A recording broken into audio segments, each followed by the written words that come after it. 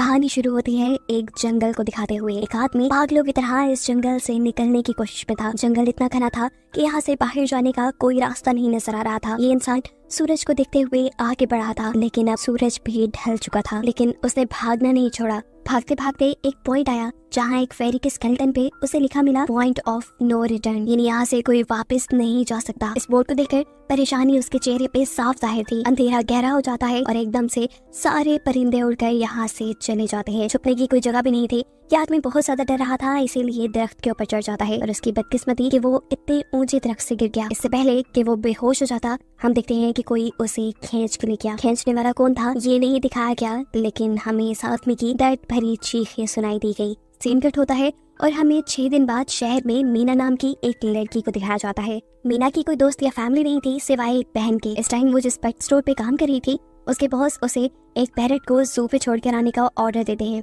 मीना इस पैरट को उठाकर अपने घर ले जाती है क्योंकि उसे अगले दिन जू जाना था। रात उसने इस पैरट के साथ गुजारी और फिर सुबह होने पर वो इस पैरट को लेकर जू के लिए निकल गई। लंबी सड़क पर चलते चलते एकदम से शायद उसने गलत टर्न ले लिया और वो पहुंच गई जंगल के बीचों बीच। ये वही जंगल था जहां हम पहले एक आदमी को गायब होता देख चुके हैं। पहले तो वो अपनी गाड़ी के जरिए ही इस जंगल के अंदर जाती रही, लेकिन जब उसे यहाँ से बाहर निकलने का रास्ता समझ नहीं आया तो उसे इस गाड़ी से उतरना पड़ा। उसे लगा कि शायद यहाँ करीब कोई होगा जिससे वो मदद मांग ले। वो अपने पैरट को लेकर आगे बढ़ने लग जाती है। अंधेरा भी गहरा होता जा रहा था। एकदम से पहले की तरह ही सभी परिंदे इन दरख्तों से उड़ जाते हैं। मीना को अब डर लगने लगा था क्योंकि जमीन भी जोर जोर से हिल रही थी। उसे अपने करीब किसी के होने का भी एहसास होता है। दूर एक बूढ़ी औरत भाग रही थी। मीना भागते हुए उसका पीछा करती है। वो उसे मदद मांग रही थी, लेकिन वो औरत रुकती नहीं, भागती रहती है। मीना जब उसका पीछा करते करते थक गई तो वो वहाँ रुक गई। उसके रुकने पर बूढ़ी औरत ने उसे आवाज देकर कहा, अगर जिंदा रहना चाहती हो तो तेजी से भागकर हमारी तरफ आओ। ये सुनते ही मीना दोबारा उस बूढ़ी औरत की तरफ भागी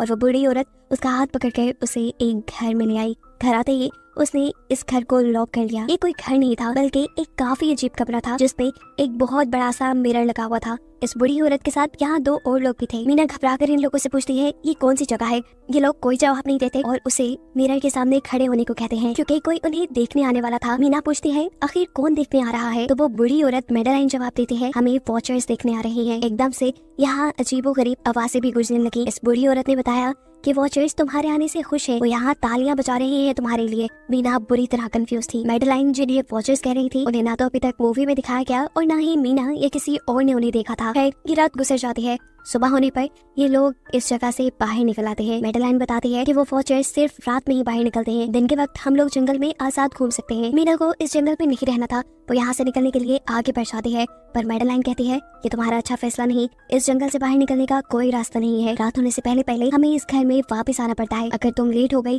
तो तुम अपनी जान से हाथ तो बैठोगी। मीना किसी की बात नहीं सुनती और अपने पैरट को लिए आगे बढ़ती रहती है। आगे बढ़ने पर उसे भी वही साइन दिखाई दिए, पॉइंट ऑफ नो रिटर्न वाले।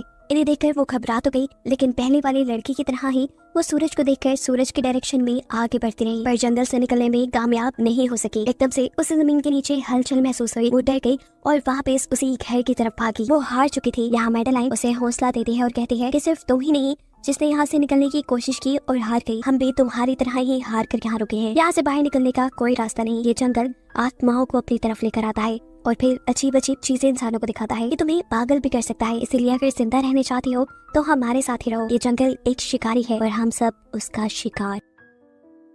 मेडेलाइन उसे पॉइंट ऑफ नो रिटर्न वाले काफी सारे साइन बोर्ड दिखाती है जो कि जंगल में गोल दायरे में लगाए गए थे। मेडेलाइन बताती है कि ये हमारे घर से आधे दिन के फासले पे लगे हैं। अगर इससे आगे गए तो वापस लौटना मुश्किल हो जाएगा, इसलिए कभी भी ये तुम्हें नजर आए तो तुम इन्हें इग्नोर मत करना। मीना पूछती है ये सब किसने बनाया, तो वो जवाब देती है ये एक प्रोफेसर ने बनाया था। रात हो जाती है कि लोग वापस उस घर के अंदर आ जाते हैं। हर रात वॉचर्स उन्हें देखने के लिए आते थे। आज किरा नामी लड़की उनके सामने डांस करती है और कहती है ये सब उन्हें पसंद है। ऐसा नहीं था कि इन चारों को हर रात वॉचर्स के सामने खड़ा ही रहना पड़ता था। ये लोग जो चाहते वो कर सकते थे, लेकिन उनकी तरफ अपनी कमर नहीं कर सकते थे। रात में तो इन्हें सिर्फ वॉचर्स का मसला था, लेकिन दिन में भी इन्हें बहुत मुश्किलों का सामना करना पड़ता था। ये जंगल से हर रोज कुछ न कुछ हंट करके लेके आते थे जिनसे इनका गुजारा होता था। अगले दिन कीरा और मीना दोनों जंगल में खाना इकट्ठा करने के लिए जाती हैं। मीना कीरा से सवाल करती है आखिर ये वॉचर्स चाहते क्या हैं। कीरा बताती है मुझे भी कुछ खास नहीं पता, लेकिन मेडेलाइन के पास एक थ्योरी है। उसके मुताबिक ये वॉचर्स हमें देखते हैं, हमें ऑब्जर्व करते हैं, लेकिन अगर हमने इन वॉचर्स को देखा तो हम पागल हो जाएंगे। कीरा अब उसे एक गड्ढा दिखाती है और कहती है ऐसे बहुत से गड्ढे जंगल में मौजूद हैं। दिन के वक्त ये सारे के सारे वॉचर्स इन गड्ढों में रहते हैं और रात में वो यहाँ से बाहर निकल आते हैं। मीना कीरा को बताती है कि उन्हें यहाँ फंसे हुए 6 महीने हो गए हैं। कीरा का हस्बैंड जंगल में रास्ता ढूंढने के लिए निकला है। उसे उम्मीद है कि वो जरूर रास्ता ढूंढ कर वापस आएगा और वो लोग यहाँ से बाहर निकल पाएंगे। हमें मालूम होता है कि असल में कीरा का हस्बैंड वही आदमी था जिसे हमने मूवी के स्टार्ट में देखा, जिसे को यहाँ से ले गया। अपने घर के करीब वापस आने पर मैडेलाइन मीना को 3 रूल समझाती है यहाँ पर जिंदा रहने के। सबसे पहला कि वो रात के वक्त अपने घर का दरवाजा नहीं खोलेगी। दूसरा कि रात में वो आईने की तरफ अपनी कमर नहीं करेगी। और तीसरा ये कि दिन के वक्त वो उन गड्ढों के पास नहीं जाएगी और जितना हो सके रोशनी में रहेगी। अब इस रात मीना उन वॉचर्स के बारे में जानना चाहती थी, इसीलिए वो मिरर के साथ कान लगाकर आवाजें सुनने की कोशिश करती है। जब उसे कुछ सुनाई नहीं देता तो वो मिरर की तरफ अपनी कमर कर लेती है और ऐसा करने पर उन वॉचर्स को गुस्सा आ चुका था। वो लोग जोर जोर से उस मिरर को मारने लग जाते हैं, यहाँ तक कि मिरर के अंदर क्रैक भी आ जाता है। शोर से मैडेलाइन भी उठ जाती है और वो मीना को मिरर की तरफ खड़े रहने को कहती है। ऐसा करने पे उनका गुस्सा ठंडा हो सकता था। खैर ये रात भी कट जाती है और अगले दिन मीना डैनियल के साथ शिकार पर निकलती है। मीना क्योंकि अपने अच्छे दिन यहाँ जाया नहीं करना चाहती थी, इसलिए वो यहाँ से निकलने की तैयारी कर रही थी। वो डैनियल से पूछती है क्या आज तक तुमने किसी वॉचर को देखा? डैनियल ना में जवाब देता है। तब मीना डैनियल को समझाती है कि मुझे लगता है कि ये सब मैडेलाइन की बनाई हुई कहानियां हैं जिसके अंदर वो हमें फंसा रही है। हमें जरूर इन गड्ढों को जाकर चेक करना चाहिए, शायद हमें यहाँ से बाहर जाने का कोई रास्ता मिल जाए। डैनियल जो कि खुद यहाँ से बाहर जाना चाहता था ना की बातें मान लेता है और अब मीना अपने साथ रस्सी बांधकर उस गड्ढे के अंदर उतरती है। रस्सी का दूसरा सिरा डैनियल ने पकड़ा हुआ था कि अगर मीना को कुछ भी हो वो जल्दी से मीना को बाहर की तरफ खींच ले। मीना नीचे गड्ढे में पहुंच जाती है जहां उसे बहुत सारे इंसानों का सामान मिलता है। मीना इस सामान को इकट्ठा कर लेते हैं, जरूर वो जंगल में फंसे हुए इंसानों का ही सामान होगा। रस्सी के सहारे मीना और डैनियल उस सामान को बाहर ले आते हैं और इससे पहले कि मीना उस गड्ढे से बाहर निकलती उसे गड्ढे के अंदर किसी की उंगलियां दिखाई देती हैं। वो ठीक से तो नहीं देख पाई कि ये क्या चीज थी, लेकिन वो डर गई। ये लोग उस सारे सामान को लेकर अपने सेफ हाउस में आ गए जहाँ मैडेलाइन ने उसे पूछा ये सामान तुम्हें कहाँ से मिला। ये लोग झूठ बोल देते हैं कि ये सामान उन्हें जंगल से मिला है। मैडेलाइन को इस जंगल में रहते हुए बहुत अरसा गुजर चुका था। वो जानती थी कि ऐसा सामान उसे जंगल से नहीं बल्कि गड्ढे से मिला होगा। वो मीना से पूछती रह जाती है बताओ तुमने गड्ढे के अंदर क्या देखा, लेकिन मीना उसे कुछ नहीं बताती। अब इन लोगों को गड्ढे से एक कैमरा भी मिला था। इस कैमरा को सीसीटीवी कैमरा बनाकर डैनियल और मीना इस घर के बाहर लगा देते हैं ताकि ये लोग भी वॉचर्स को देख पाए। मैडेलाइन उनको समझाती रह जाती है ये तुम गलत कर रही हो, लेकिन ये दोनों उसकी एक नहीं सुनते। आज ये लोग वॉचर्स के इंतजार में बैठे थे ताकि इन्हें वो देख पाएं। अभी तक वॉचर्स नहीं आए थे, लेकिन आज इनके साथ कुछ अजीब होता है।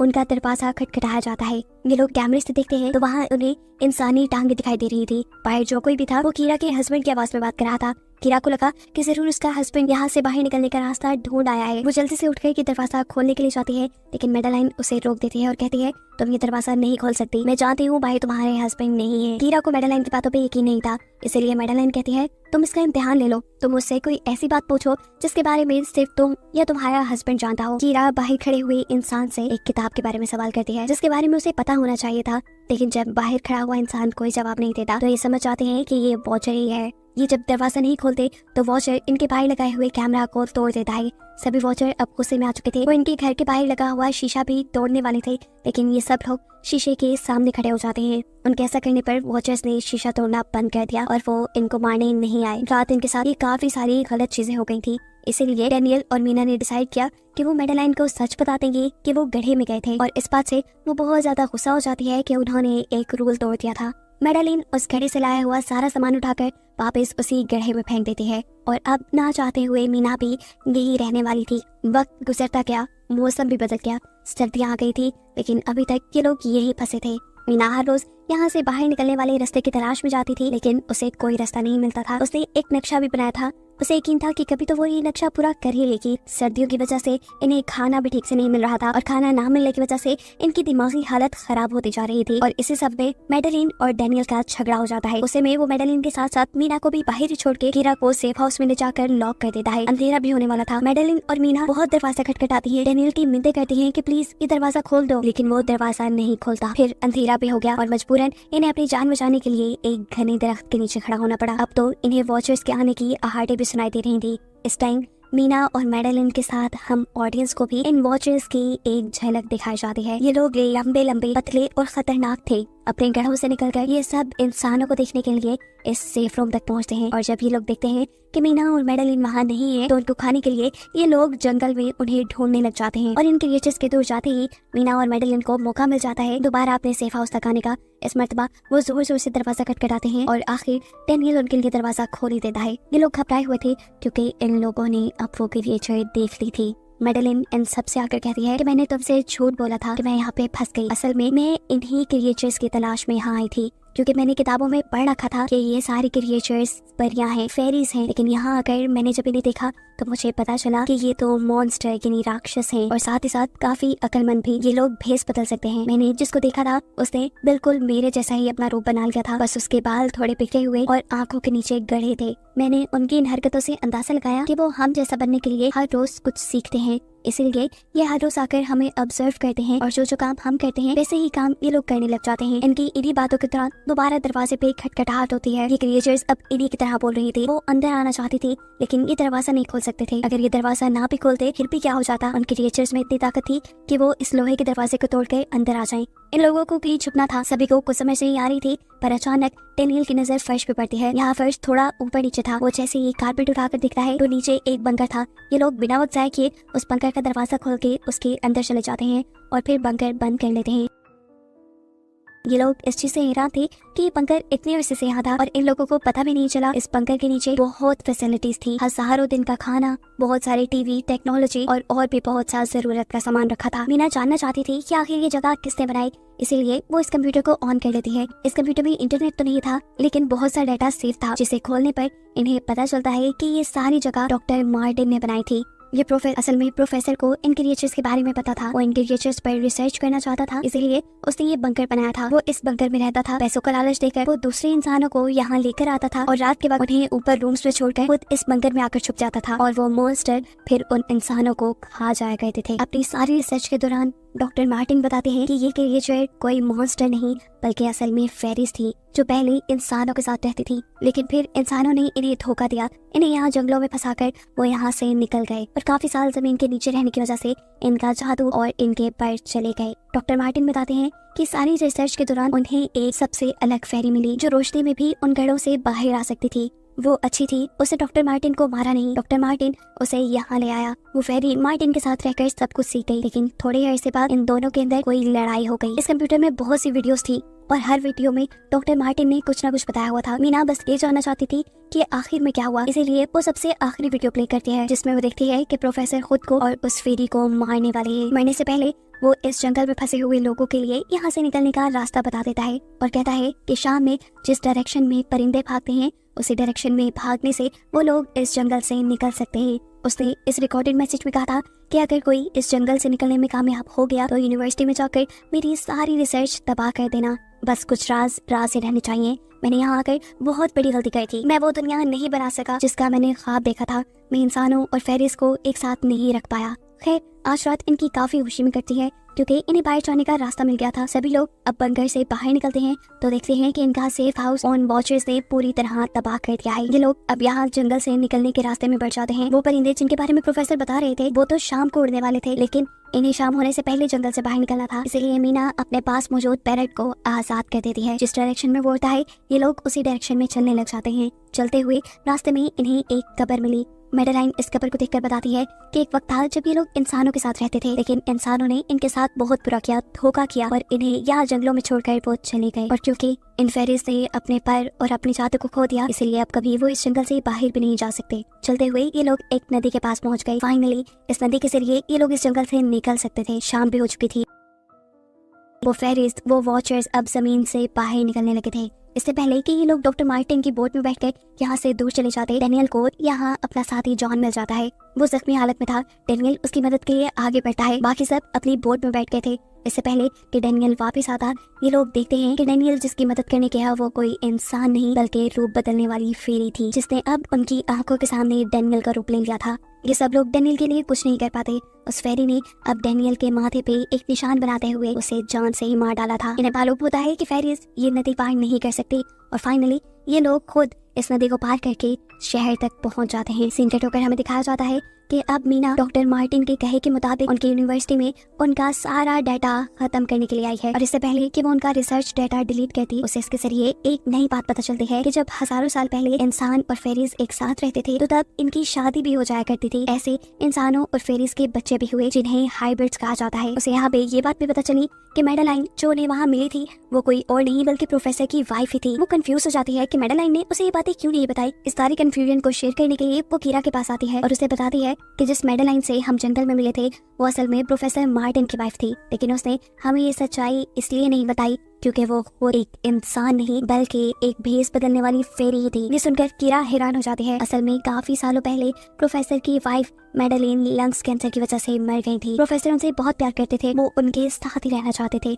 और फिर प्रोफेसर को पता चला इन भेस बदलने वाली फेरीज के बारे में। अपनी वाइफ की फोटो दिखाते हुए उसने उस फेरी को मैडेलाइन जैसा बना दिया। अभी ये सारी बातें मीना बता ही रही थी तो एकदम से उसे पता चला कि वो ये सारी बातें कीरा को नहीं बल्कि मैडेलिन को ही बता रही है, जिसने इस वक्त कीरा का भेस बदला हुआ था। जैसे ही असली कीरा यहाँ आती है मैडेलिन उसे बेहोश कर देती है, जिसके बाद वो फौरन मीना पे हमला करने के लिए आगे बढ़ती है ताकि उसका राज ही रहे। इससे पहले कि वो मीना को मार देती, वो उसे कहती है मैं इकलौती थी जो जंगल में सबसे अलग थी। वहाँ सारी फेरीज मेरा मजाक उड़ाती थी, मैं दिन के वक्त भी बाहर निकल सकती थी। इसी गुस्से में उन्होंने मुझे वहाँ से बाहर निकाल दिया। तब मीना उसे कहती है तुम अलग नहीं थी, तुम बहुत ज्यादा खास थी। असल में तुम हाइब्रिड हो, आधी इंसान और आधी फेरी हो। इसी वजह से तुम फेरीज के साथ भी रह सकती हो और इंसानों के साथ भी, और यही वजह है कि तुम उस जंगल से बाहर निकल आई। मीना के सारा सच बताते ही एकदम से मैडेलिन के पास उसके पैर और उसके जादू वापिस आ जाता है, जिसके बाद वो मीना को यहीं छोड़कर यहाँ से उड़ जाती है। अब कहानी कुछ हफ्तों बाद की दिखाई जाती है जहाँ मीना अब अपनी बहन के पास गई है। जंगल और फेरी वाले सारे वाक्य के बाद वो काफी डर गई थी